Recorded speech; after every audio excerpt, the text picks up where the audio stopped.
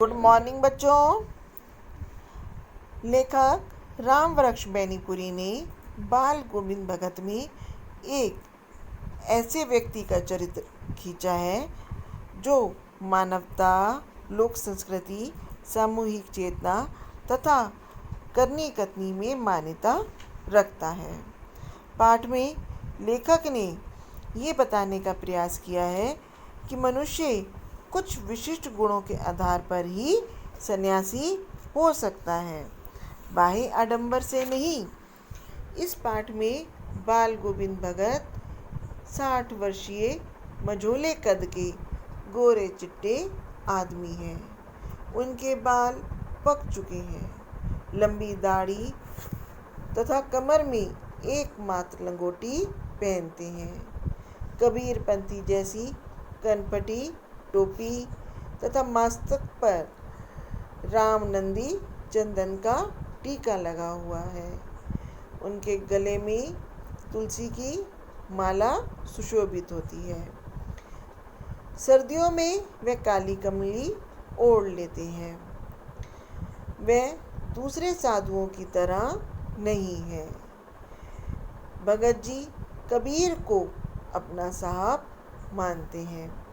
जब उनके खेत में अनाज पककर तैयार हो जाता है तो वह सबसे पहले साहब को अर्पित करते हैं। उसके पश्चात प्रसाद स्वरूप जो भी उनको बचता है वह उसी से ही अपनी गुजर बसर करते हैं।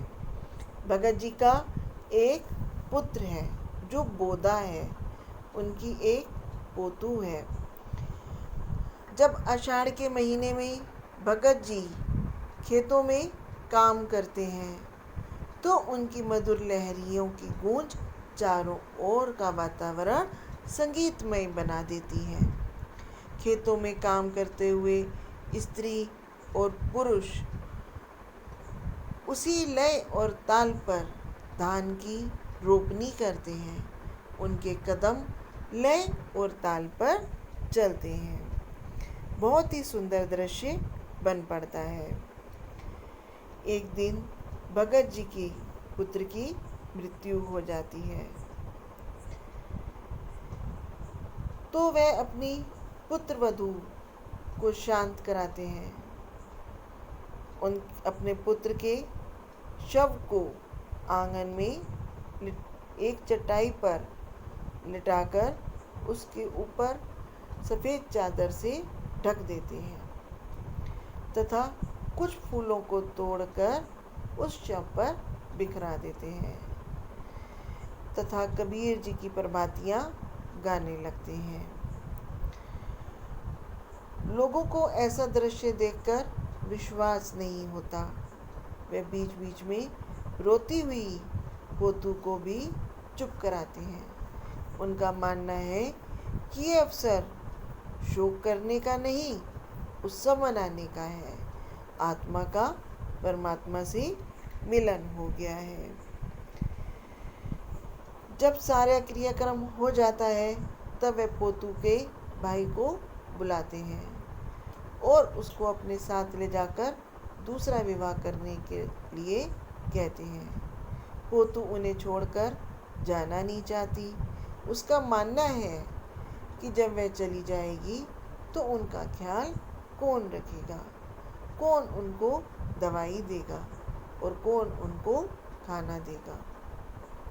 किंतु वह पोतू की बात नहीं मानते। वह पोतू को भेज देते हैं। इसके पश्चात बाल गोविंद भगत जी की वही दिनचर्या रहती है।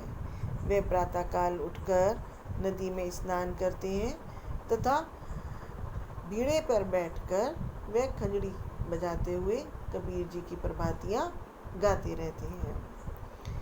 एक धीरे धीरे समय के साथ वे और कमज़ोर होते जाते हैं, बीमार भी रहने लगते हैं, किंतु उनका नियम नहीं छूटता। एक दिन उनकी खंजड़ी की आवाज़ नहीं आती, ना ही उनके गीतों की आवाज़ सुनाई देती है। जब लोग बीड़े के पास जाकर देखते हैं तो वहाँ केवल उनका अस्थिपंजर बड़ा होता है। Thank you.